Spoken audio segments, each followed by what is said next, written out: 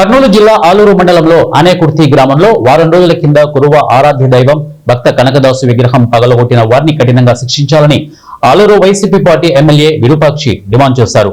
తప్పు చేసిన వాళ్లకు శిక్ష పడుతుందన్నారు.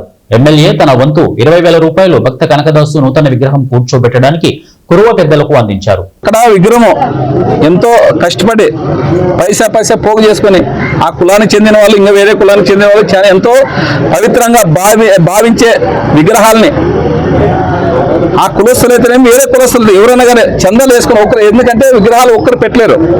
అలాంటి ఎంతో పవిత్రంగా భావించే ఈరోజు మన కనకదాసు విగ్రహాన్ని దుర్మార్గంగా పగలగొట్టము చాలా అన్యాయము.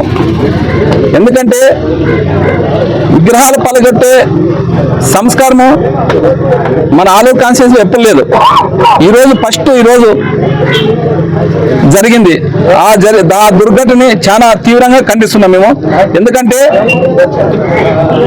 అది కులాలకు చిచ్చు పెట్టి అదేవిధంగా గ్రామాన్నే నాశనం చేస్తుంది.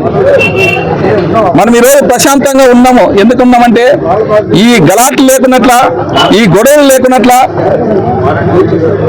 ఆలూరు ఏ గొడవ అయినా కానీ నేను దాన్ని ఎప్పుడెప్పుడే తీవ్రంగా ఖండిస్తాను, ఏ పార్టీ అయితే నేను. ఎందుకంటే పార్టీలో ఆ రోజు ఎలక్షన్ రోజు మాత్రమే మన పార్టీ